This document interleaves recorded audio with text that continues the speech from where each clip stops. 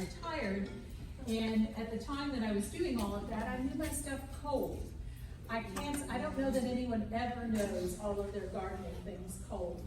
But we'll sort of work through together, and if I tell you something that you say, you know, it doesn't make sense, let's learn from each other. I think that would be absolutely great. I would appreciate it. I'd like to learn as much as hopefully I will be able to learn with you. One thing that you need to know is that we're talking about perennial plants tonight, and these are the ones that survived 2023, and they were plants that survived in the garden of the Grapevine Garden Club members who gave us information. And so that's where this information comes from, and it is just perennial plants that we're going to be talking about tonight. Okay? Let's see. Okay. Back to when I was working, one of the things that we always did before we started a meeting with folks is to get a little safety tip. And my question to you tonight is, what's the most important tool in the garden? Your hands. You're right, you. You are the most important tool in the garden.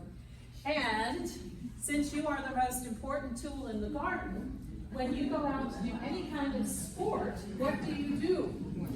You warm up, you stretch your muscles, because some of us are getting a little bit older and we hurt a little bit more.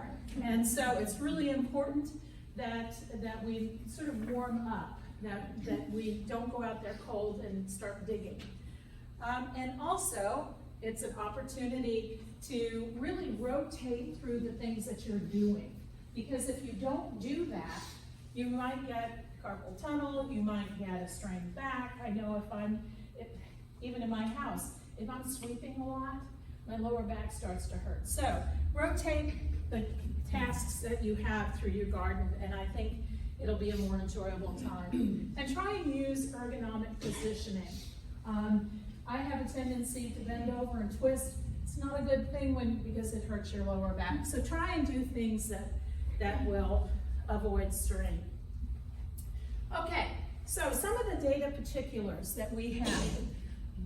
As I said, all of the data is compiled by the Grapevine Garden members. And what we did is we said, does anybody have any information about what happened in their garden this summer? And would you write it down on this sticky note? And they did. Some folks did. And I don't know how many in here are members of Grapevine Garden Club, but we have about 260 members. We have about 110 or 20 who are active all the time. So I'm not saying that 260 people provided this information, because that's not true. But those who did participate, it did come from their gardens, and it's actually from their yards.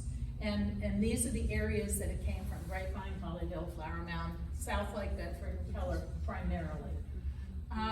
The photos that I'm going to show you are year-round photos. They weren't taken in July and August and September in folks' gardens. So when you see these pictures, don't think that, gosh, that flower looks fabulous, that one was taken in August.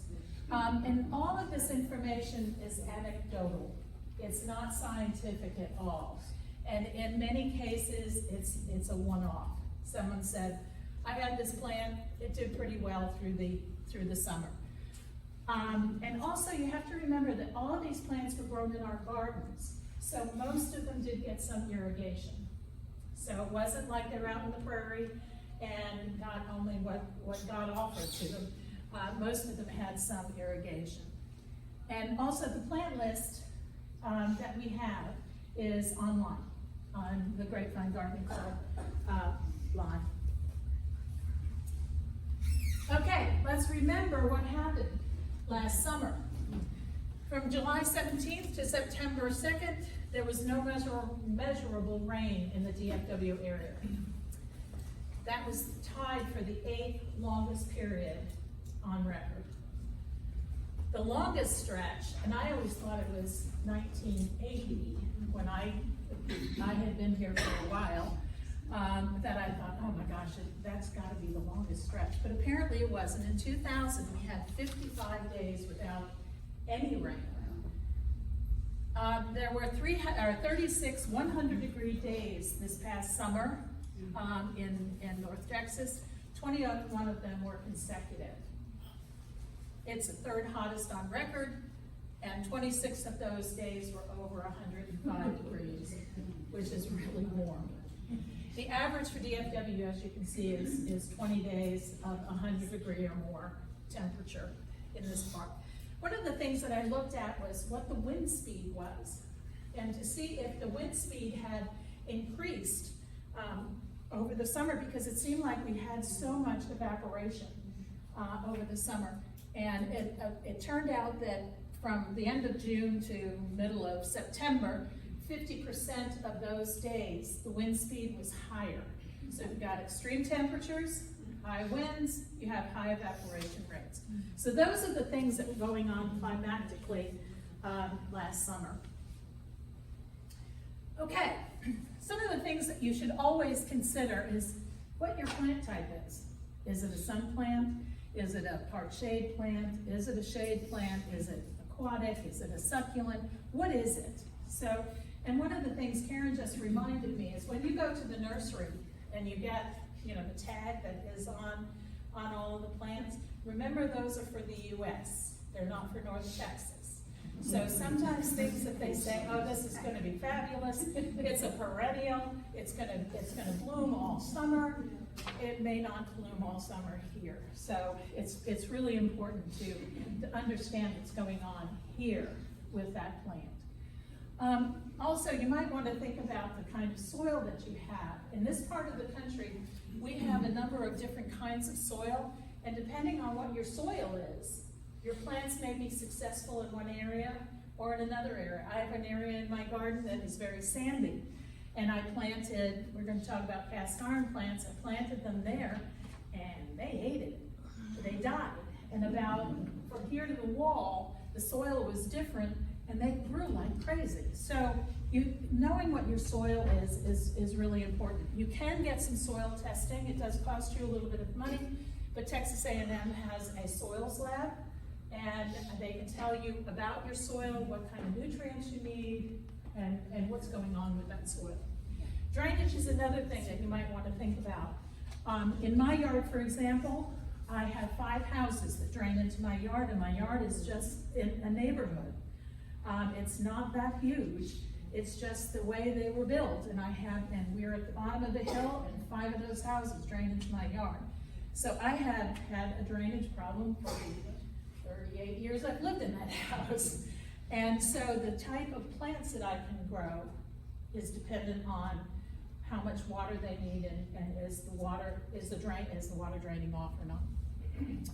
Also, very importantly, is sun exposure.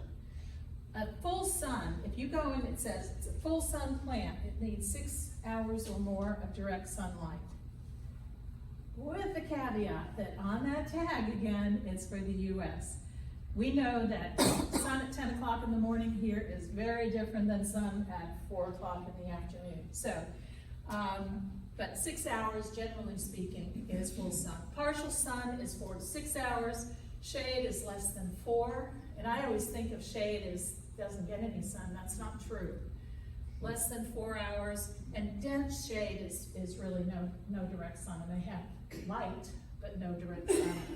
And also the time of day. As I said, it depends on what time of day you're getting the sun. I would suggest to you that if you get to be at your home for a full day, and you get up early in the morning, take a piece of paper, and go out about an hour and a half after sunrise, and start marking off where the sun is on your house or your garden. And an hour and a half or 2 hours later, go out and do the same thing. And an hour and a half or 2 hours later, do that throughout the day, because then you really know how much sun you actually get. I think we all think that we have a whole lot of shade or a whole lot of sun, and the truth is we don't. We don't. Okay, let's get into the plants. That's why we came here. Okay, this has been divided into, we tried to do this with low-growing, flowering, sun-loving plants. And I think I may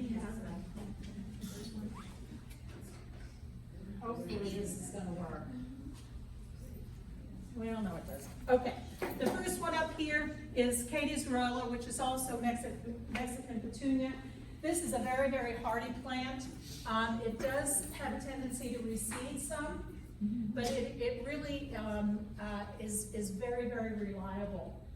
It will bloom pretty much all summer.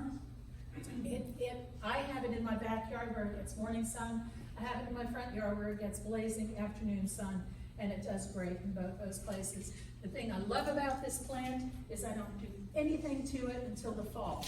And in the fall, when it has died back, I just go and stomp on it and clean it up. And we're done. That's it. Trailing lantana. This plant is fabulous. And it's very, very drought tolerant. One of the things you need to be cognizant of is that it can get to be about 5 feet wide. If it's happy, it gets extremely wide. So you really need an area that it can grow in. Butterflies absolutely love it. Lilies, I think there's 80,000 cultivars of daylilies. I looked this up because I didn't know. And so there are many, many cultivars of lilies.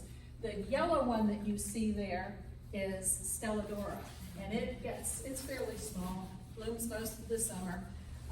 It does go through a period where it's really hot, that it may not be blooming so much. Crinum lilies typically just bloom once a year, and their stalks can get a little bit taller. There's also rain lilies. Does anybody have rain lilies? Karen does, I do too. Rain lilies are fun because the only time they bloom is when it rains, after a rain. And you won't see anything, and then you see this flower coming up. They're really fun.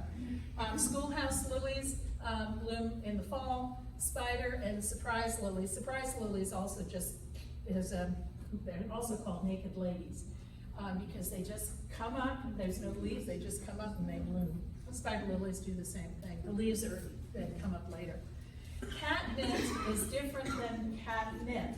Catmint does not attract cats. Okay? It doesn't have that odor that attracts cats. It's very drought tolerant, and it also attracts bees and butterflies. Blackfoot daisy is a native plant and is really very reliable. Delberg daisy as well is a native plant. Our friend Pam Brack grows Gerber daisies, and they're always in bloom. I've tried to grow them and I can't get them to survive. So she's found a spot that works great in her yard. So, if you feel adventurous, and you might be able to get them to grow because they're beautiful. If you're familiar with Gerber daisies, they're big and they're bold and they're really bright. Shasta daisies also, many people here have Shasta daisies. Verbena, there are over 150 different species of verbena. This particular one is Homestead Purple. It's fabulous, it's really great. There are verbenas that are annuals, and there are verbenas that are perennials. This particular one is a perennial. It's a tender perennial. So that might be something that you might want to think about. What do you mean by tender? If it gets too cold, it'll die. So but it's a great plant. It really is, and it can get really large.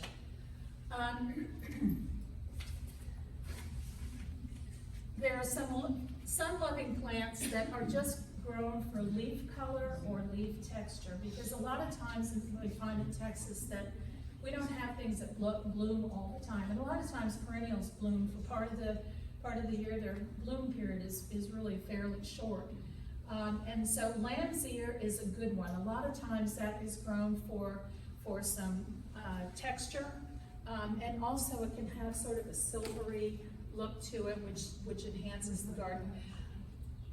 I've grown lamb's ear in a more shaded area than in the blazing sun. But whomever it was with our with our club said that they had success with it growing in the sun. Creeping juniper for sure is a sun-loving plant.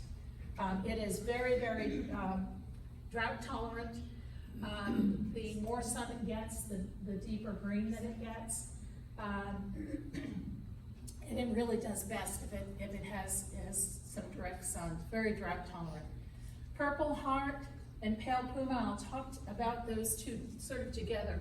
Purple, they're in the same family, and purple heart it gets a really strong purple color in the sun. It pales a little bit, gets a little bit more green if it's not in full sun. It does have a pink flower. It's a very small pink flower that it gets.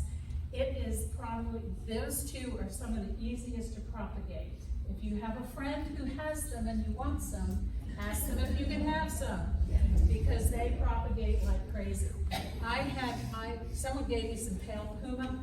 I took a spade and a clump of 3 of them, dug a hole, stuck them in the ground, covered them up, watered them, and I ended up with pale puma like this. Pale puma doesn't get as dark purple as the purple heart, but the leaves are denser, and so for me, I prefer it because it's a little bit more refined. But the purple heart, the color is just great. It really is great. Artemisia is, it's also called wormwood. The type that I prefer, and I think most people prefer, is Pois Castle. And the reason for that is the shape that it gets. And what's lovely about this plant is it typically is evergreen. Mine's still green, although it's a silvery green color. And it's very, very light. The leaves are very light, and it has a really nice texture in the garden, which is different than many of the other plants that we have. If anybody has any questions, let me know. Okay, the next thing we're going to look at is liriope, and I imagine everybody has seen liriope. This plant does get a flower stalk on it. Frankly, in my garden, I have it planted where there's some shade. But what I understand is that it was successful in full sun, but I have mine planted in shade. So I think it probably could be in either of those places. It's very, very easy to take care of. If you want to, I do this, and this time of year in February, I cut it back. And you need, if you're going to do that, you need to make sure that you do it before it starts to leaf out. Because if you cut it after it starts to leaf out, you're going to have cut off leaves the entire summer. So if you're going to do it now. If you don't do it now, I wouldn't do it at all. How far down do you cut it? About like this. Yeah, so it's about that tall, 3 or 4 inches tall. The next one is a fun plant. Karen has a lot of this in her yard. It's called pipe vine or Dutchman's pipe. And the reason it's called Dutchman's pipe, and I'm sorry I don't have a picture of it, it has a little flower on it that looks like a little pipe, a little curved pipe. It's a fun flower. It also is the host plant for the pipe vine swallowtail. One thing you need to know, if you have caterpillars that get on it, don't worry about it, because they'll eat it to the ground. But once they're gone, it will just come right back. So it doesn't really harm the plant at all.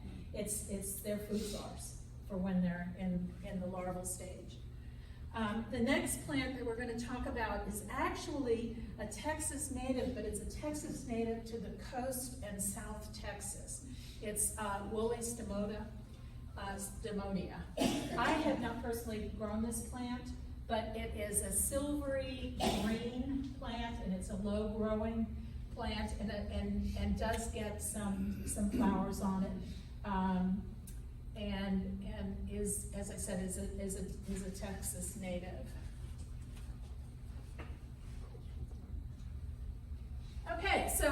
mid-sized flowering, sun-loving plants. I think everybody has seen black-eyed Susans. They can get 2 to 3 feet tall.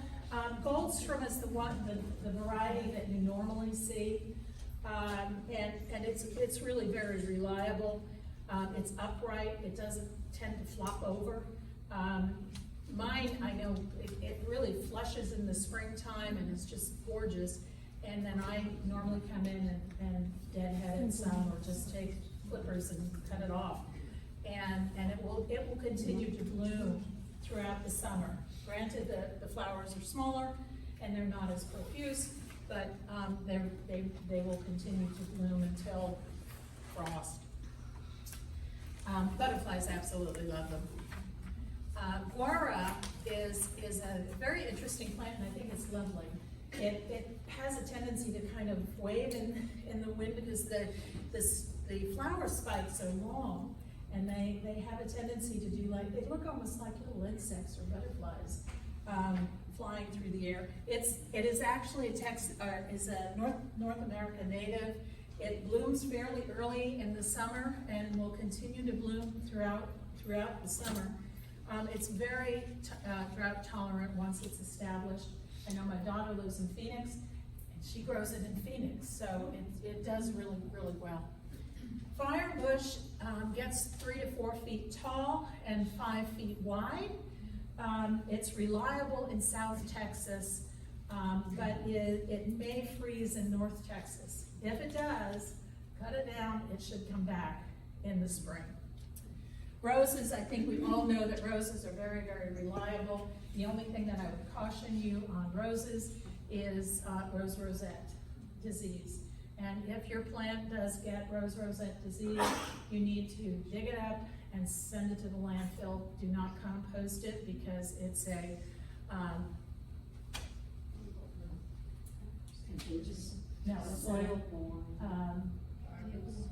fungus. No, it's a virus.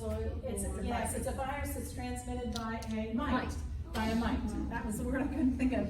Fungus that's transmitted by a mite, and it's very contagious. It really is. And South Lake, unfortunately, had lost all of their roses that were along the boulevard there from rose rosette disease. Next one is coneflowers. I think everybody has seen coneflowers and probably has them in your garden. They're very easily grown. They're very reliable. They attract butterflies and bees. And one thing they do need is some good drainage. Zexminia, which is also called Widelia, is a native plant. It blooms from, mine actually blooms from about early summer into the fall. It's a very, very reliable, very drought tolerant plant that we have that is very easy to grow here. Butterflies and bees absolutely love it. It grows maybe 2 feet by 2 feet. That's about the size of it. Peonies, we have one member who said that she was able to grow peonies and they bloomed. I've tried to grow peonies and I killed them all. They seem to be more a North flower. So, and I tried to find out what the variety was, and she didn't know. So sometimes I just buy something that I know might make it or might not. And if you like peonies and love the smell of them, which I do, you might want to try it and see if it'll work. They do need some sun. I think the sun in Texas is a little strong for them, and I plant them where they might get some morning sun and afternoon shade. Yes, ma'am? My dad had them, and they were huge in full sun on the western side of our house in Dallas. In Dallas? Mhm. Wow. So, Wow. I would like to know what the variety is. Yeah, I got it at Callaway's one year. I'm sorry? I got it at Callaway's for it. Did you? Oh, wow. That's awesome. The next one is lantana. We talked about trailing lantana. This lantana is Lantana camara.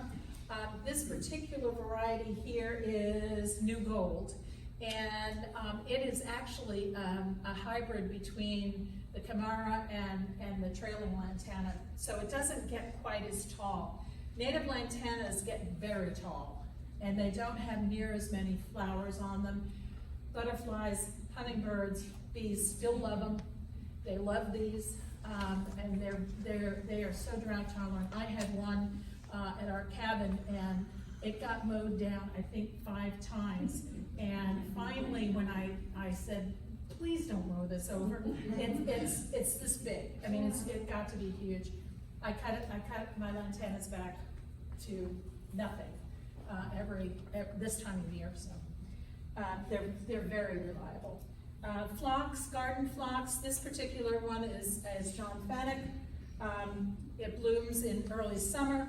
The bees and butterflies are all over it. Butterflies in particular are all over that plant. And it actually, you know, when it first blooms, it flushes beautifully. And then it gets a little bit more straggly, but it does bloom until we have a freeze. You've got iris on there. You know what? I forgot the iris. Yes. What I have a lot of the foliage. I've got lots of leaves, but very few blooms. What's going on? That my iris don't have blooms, but have all the foliage. My experience with iris is that they may need a little bit more sun. The other thing is the rhizome doesn't like to be buried. So if soil has eroded into it, that could be one. Okay. Also, if they get too jam-packed, they need to be divided and moved. So when you plant them, you really want the top of the rhizome exposed. Okay. Yeah, You're you just do. way down deep because they have had the soil wash Right. down onto that bed forever. Exactly. Okay. Exactly. Okay, salvia. This particular picture is of the gray guy. It's a fabulous plant. It takes a beating and keeps on growing. One thing that I do with mine about July timeframe, after it has flushed, I cut it about 1/3, and then it will flush again in the fall. Black and blue is really a pretty plant. It has a little bit different characteristic than the gray guy or Perennials. Skullcap, actually this plant does extremely well where you don't have a whole lot of irrigation. It's not a real showy plant. The flowers on it are small. Bees go crazy about this plant. I have 3 of, actually that picture's from my yard, and bees just are over it all the time when it's blooming. Again, most of these plants, they sort of flush in the spring, and they're beautiful, or in midsummer, and then they still will have some flowers, but the flowering starts to wane. St. John's wort. This plant will flower midsummer to fall. It's best with a little shade in the afternoon, but it needs very, very little attention. I have not personally grown this plant, but I understand that it really is very, very reliable.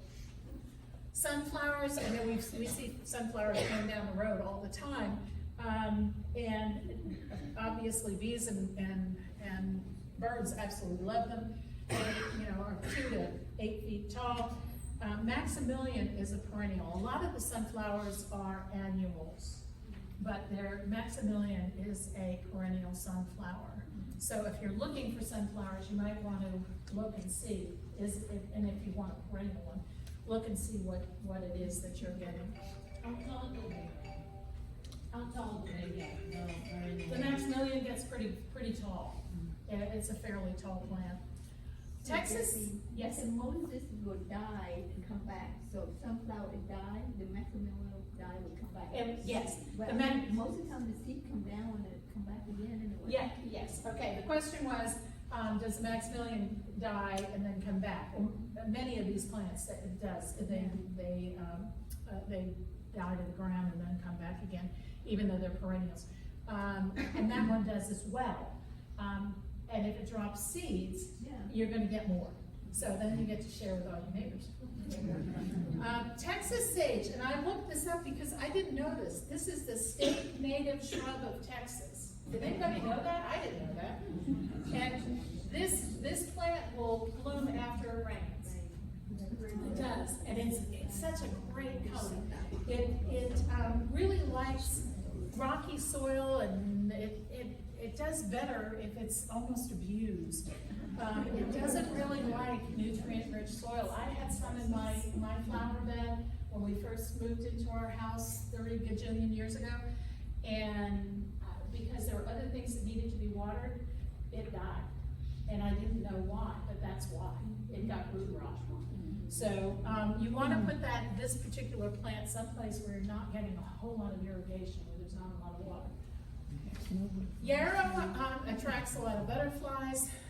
It's very drought resistant, and it too doesn't like soggy soil. It will do very well in hot, dry areas. So if you've got an area in your yard where maybe it's sort of over here and the sprinkler doesn't get it, well, that might be a good choice. Also, Texas sage might be a good choice for you.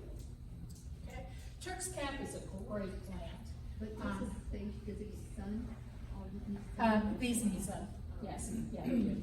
Yes, they need sun. Turk cap is a great plant. It grows in the sun. It also grows in part shade.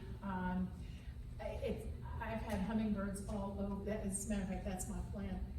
I've had hummingbirds all over it, and bees and butterflies. I mean, they love this plant. And once it starts blooming, it just blooms. And in this time of year, I cut it to the ground, and it just comes back up. So, and there's really nothing that you need to do to it. I think it's even deer resistant. There's not much that you need to do to this plant. It can get a little sprayy. It can. But I like it there. It looks okay, and the hummingbirds really like it, so I like it too. Okay.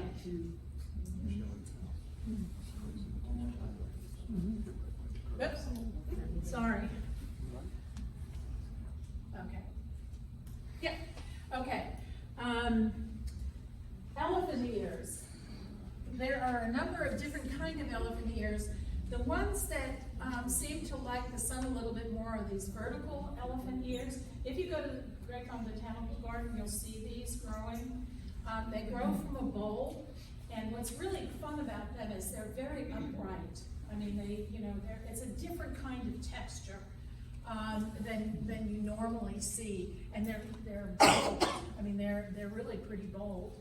Yopon holly, there are so many different kinds of Yopon holly. The wonderful thing about them is that they're evergreen. They also, you can hard cut those back. I mean, they will take it. If you need to trim them back, you can do that to them. They can be trimmed back very, very aggressively. They're very drought tolerant. And the next one is Nandina. As you know, there are many, many different kinds of Nandina. Some that are very short, some that are medium sized, some that are large. This one is actually pretty large. One thing about Nandina is you really should never cut it at the top. If you want to get, for example, with this, you see an awful lot of woody stems there. And if that's something that you don't want, I think in this picture it's quite lovely, but if you don't want that, about this time of year, you would go in and cut maybe a third of those canes at the bottom, right off at the bottom, and it will start sending up some shoots, which will fill in that area. So, but you really should never cut them at the top. Normally, if you want to lower this height of them, I would cut the tallest ones out, and then let it grow up from the bottom. But they're very, very hardy. They are very drought tolerant and very, very reliable. Okay.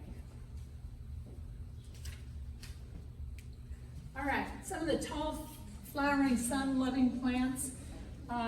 Carolina jasmine obviously is a vine, but it does get very tall, but it needs support.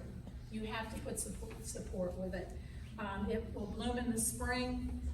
Birds and bees and butterflies love this. One thing you need to be a little careful about with that plant is if you're going by it and it's blooming, bees sometimes just fly right up into the trumpet And actually, I've gotten stung by wasps twice in a 2-week period in the same spot. I wasn't smart enough to figure out there's bees in there. But they're a lovely plant, they really are.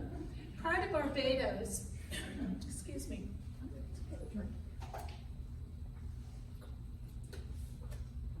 Pride of Barbados is also called, some people call it the Texas bird of paradise.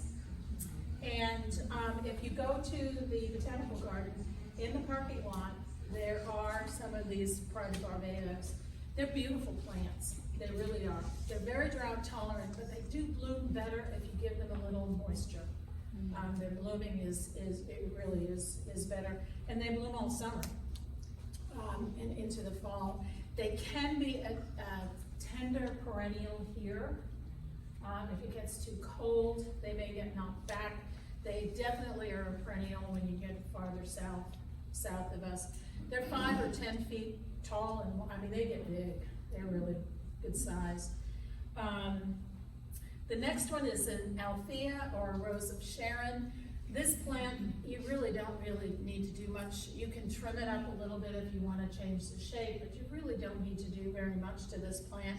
It normally starts blooming in midsummer, early to midsummer, and then will bloom until frost. I've had hummingbirds like crazy on this plant. I didn't think hummingbirds liked them, but I've had them just all over this plant. The hibiscus is, now these are not the tropical hibiscus that we buy at the store. These are Texas hibiscus, and it's a member of the mallow family, and they like more boggy soils, moist soils. They will grow in a regular garden soil if they get some water, but they really do like some water, and they get very tall. I actually think both of those are my pictures, and the red one is 7 feet tall, and the white one is taller than that. But they're lovely, and what I really like about the white one is that it's in a more heavily green, dense area, and it just sparkles. I mean, it really shines.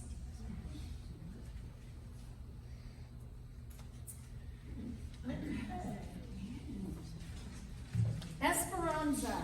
I've planted Esperanza and haven't had too much luck with them, but I've got a friend who planted them and they were absolutely fabulous. They are a tender perennial.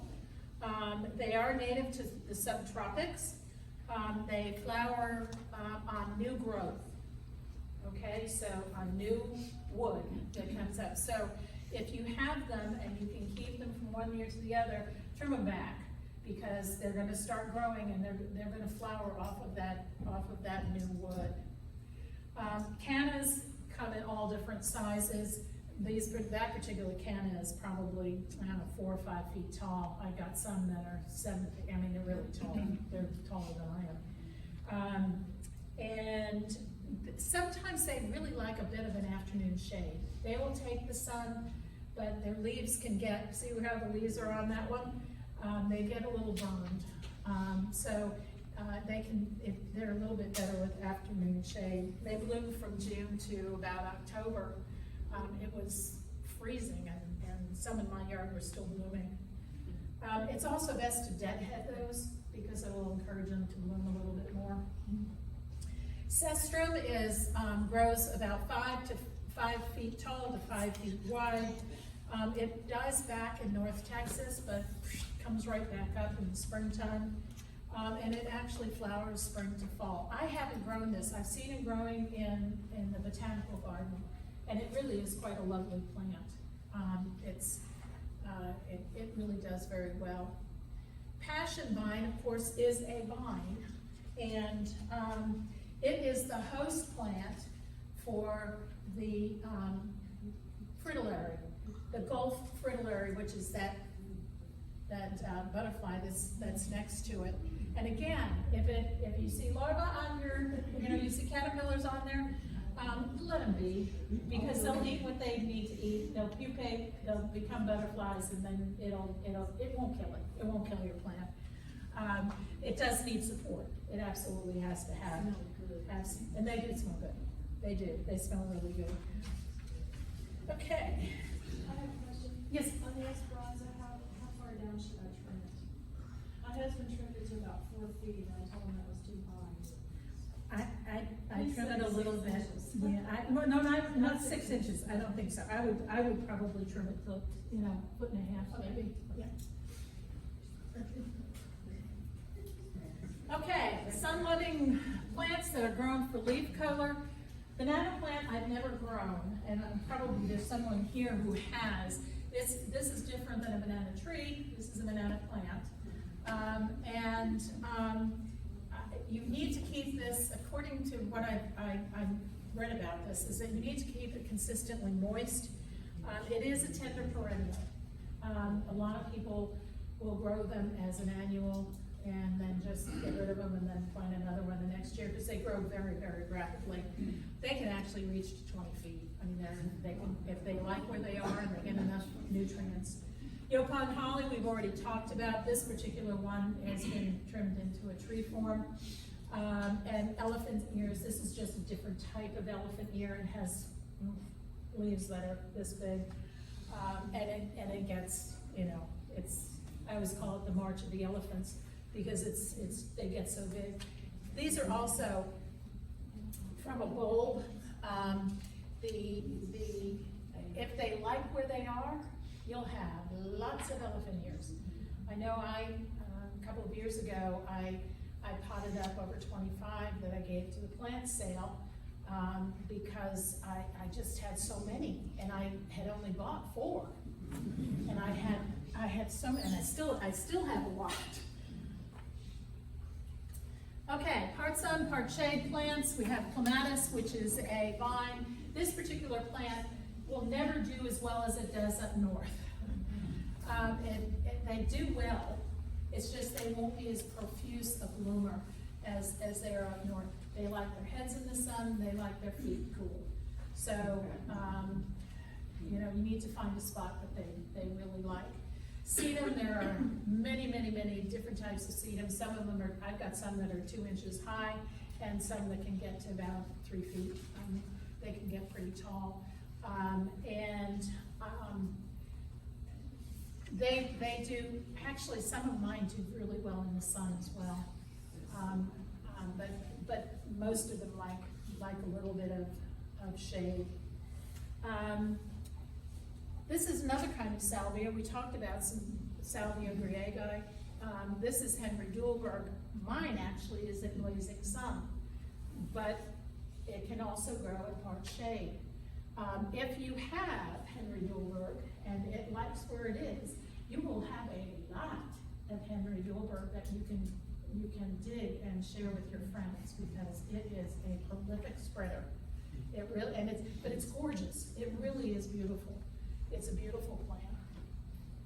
Jerusalem sage, it can take the full sun. It wants to have some well-drained soil, but it does better if it's in part sun, part shade. It flowers late spring into the early summer.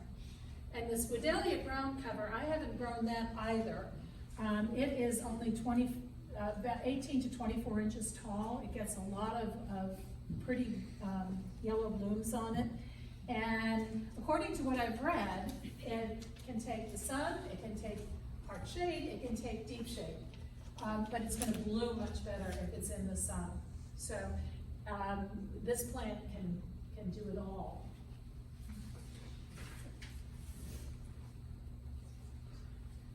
Okay, here's some additional plants. We already talked a little bit about variegated liriope. And monkey grass, I think, or mondo grass, I think everybody has seen that. Probably most of you have it in your yard. It takes partial shade to full shade. I'm really interested because we had a lot of trees that were cut down in the botanical garden recently because they died. And when you first walk in to the botanical garden, if you look to your left, you'll see mondo grass all along the, it's beautiful on both sides of the walkway there. But it used to be in fairly heavy shade, particularly, in the afternoon. And I'll be real interested to see how it does, because it's gonna be not only against the concrete, but it's gonna have full west sun. So it'll be interesting, it's sort of an interesting experiment. But I know that most places, part shade to shade plant. Purple oxalis and green oxalis, these are fun to have, particularly because the purple one is wonderful in your garden. It's a great color, and it's a four-leaf clover shade. I'm sorry? Shamrock. Shamrock, thank you. What is it? Four-leaf clover. Shamrock shade, and it flowers. The green also flowers. It has pink flowers. One of the problems with this particular plant is that it can get white fly. And if it does, you'll see that the leaves kind of go away. And in the summertime, a lot of times it will just sort of die to the ground. But it comes right back in the fall. As soon as it gets a little cool and it starts to rain, I mean, it's just, and it grows like nuts, and it has beautiful pink flowers. It's lovely. Both of those are bulb plants. Jewels of Opar. I think what's very interesting about this is the leaf color. I love this leaf color because particularly in the shade, it just shines. The flowers on it are not very, they're pink, but they're really, that's not the attraction to it. It's really the color of the leaf. They are a tender perennial, but they do recede like crazy. So if you lose them, you'll have some in the spring, because I guarantee you that if you let them flower, you're gonna have some more coming up. Maybe even in your pots that you have nearby.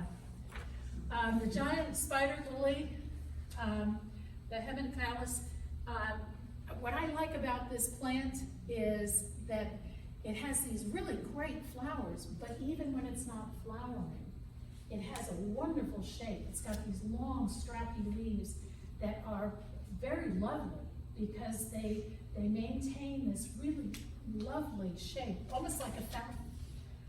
And they do really well. I have one in my backyard that gets full morning sun and does great. And I have one in the front yard that gets full afternoon sun and it does great. And they put up these big long spikes of white flowers. And there are a number of different shapes of the flower. Spiderwort is a native plant, and if you drive through the country, you will see it. And it's normally along tree lines at the edge of a forest or edge of a tree line.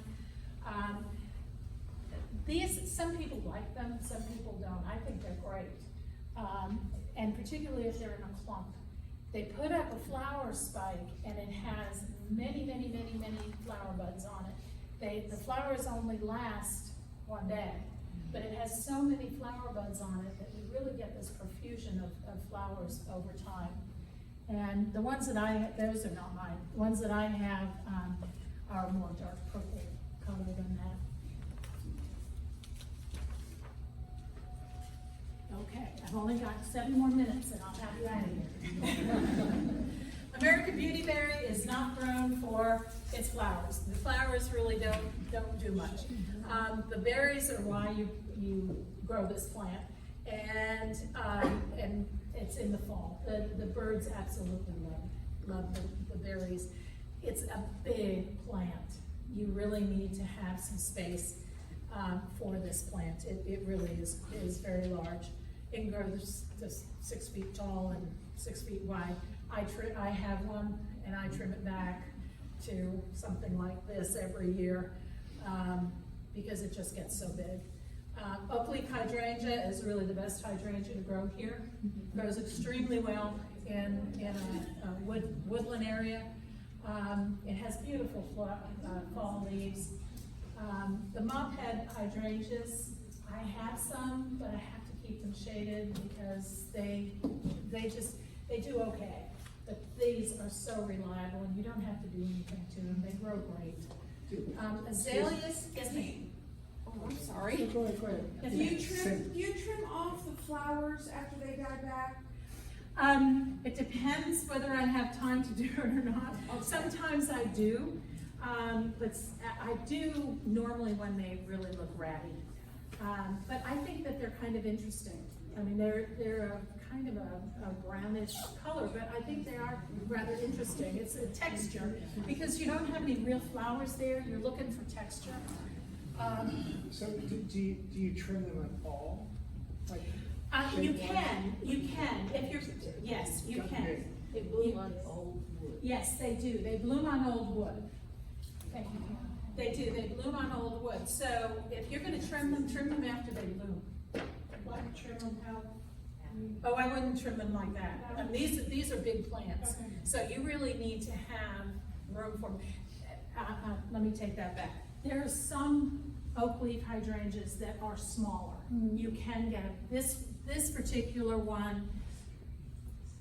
I can't remember what the variety is. This is actually in my yard. It's gonna be huge. It is, and it started like this, and it's a 4-year plant maybe, and it's big. But there are Trim it some. for shape. Yes, you really do. If you get a, not to maintain, the size, but more for shape, yeah. Yes, ma'am. We've had one for years. Do they get tired and old and you just let them grow at that time? Maybe. I know the feeling, but Maybe. I honestly, I don't really know. The question is, do they just get tired and is it time to plant a new one? Yes. And it could very well be that it is. They may get pretty woody, I would think. And I don't think it's a good idea you're not gonna go in and cut the whole thing. It might be better just to say, it's been a great life. It's time for us to move on. It's time for us to move on. So, azaleas can be a little temperamental. They like low pH soil. We don't have low pH soil here. So, if you want to go in and you want to dig up your entire flower bed and put them in or treat them, I think it's what is it like? I think it's sulfate. Anyway, you need to, and then acidifier, some sort of material, a treatment to acidify the soil. But they may very well grow out of whatever it is that you dig in the soil and their roots go out, and then, or you've got rainwater that's leaching in that has a higher pH, and so now I have seen encore azaleas, which are reblooming azaleas, do very well. So this is another one. If you want to try it, have at it. I think and there was someone in our club who said theirs do great. The nice thing about azaleas is that they're evergreen. They're not deciduous. Hellebores or Lenten roses, if you have them, they should be starting to bloom right about now, and that's why they're called Lenten roses. We're getting into the Lenten season. And these are great plants. They too are an evergreen. Normally you'll have to go and do a little cleanup from the leaves from the year before. But they bloom for about 6 to 8 weeks. I mean, the blooms are great, and there are a lot of new varieties of them. The old ones, the flowers always were down. There are new varieties where the flowers face up, so you actually get to see them without crawling around on the ground and looking underneath. Coral bells, they bloom spring through summer. They like well-drained soil. They do not like wet feet at all, but they do like to be in a shaded area. Personally, I haven't had good luck with these, but I do know people in our club who have. And sometimes with your plants, you just have to find the right spot for them. And sometimes if they're starting not to do too well, and you've done everything you know you need to do for them, they just need to move. It could very well be that's what they need to do. The next one is a native salvia. It's Texas sage. It's also called cedar sage, and it grows in the shade. A lot of the salvias grow in the sun, and this particular one, and it's lovely. It really is. You'll find this in the woods if you go. It's an annual, though, isn't it? Huh? Isn't it an annual? I don't think so. I Well, maybe it is. Karen says it may be an annual, and it may be. And it recedes, so. Oh, it's like a maybe perennial. it's okay. Okay, It's so like a perennial. I will take Karen's word for it. Okay, over here, I got 1 minute. Shade-loving plants, the leopard plant, Refugium, is a fabulous plant. If you need something in your shade garden, it doesn't get very big, it gets about like this, it can have spots, and it's also an evergreen. The Akuba is one of my absolute favorite plants. The only problem is it cannot get any sun at all, none. If it does, the leaves turn black. You will know immediately if it's getting any sun. I've actually lost one that I had for 38 years because my neighbor cut down their tree. And I didn't move it, I should have. It's a wonderful plant, evergreen. The leatherleaf mahonia is also an evergreen. It's really acclimated to this area very, very well. They can get fairly big. It tends to be a little prickly. There are some mahonias that are a softer leaf. Soft caress, I think is the name of one of them. It doesn't have quite as bold a leaf droop on, a droop. The blue part, it doesn't have as outstanding a droop as that. Wood fern and holly fern are two very, very common ferns that we grow here. We grow them extremely well. They do very, very well in our wooded areas. The holly fern, unless it gets really cold, is an evergreen. You probably will have to do some cleanup in the spring because the older leaves will die back, but it is evergreen in the wintertime. Wood ferns die down to the ground. Cast iron plant, I talked a little bit about the cast iron plant. It really doesn't like to have wet feet at all. But the reason they call it cast iron is it's really hard to kill. I was successful, but it's really hard to kill. The native sedge, unfortunately, I don't know which sedge this is, but there are native sedges here that do really, really well. So if you're looking for a sedge, what I would suggest that you do is you do a little research and find out which ones you want. Carex is a type of sedge. I've had some of them in my garden that have done really well, and some of the colors are great. They just pop in the garden.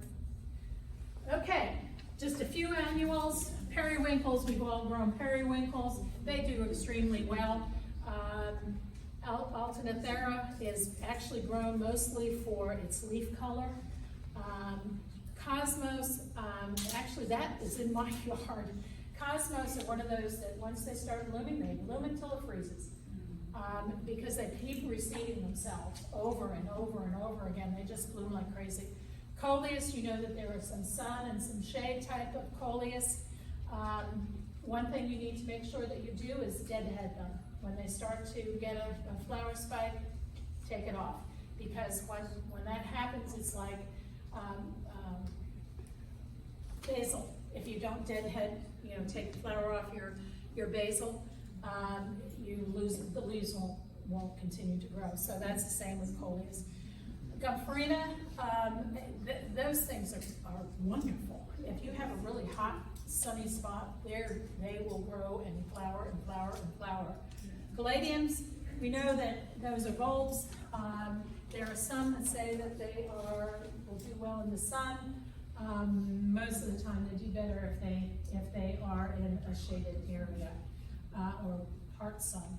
False poinsettia, I don't know how many people have had the false poinsettia. It really does look like a poinsettia, and it is an annual, and it gets about this tall,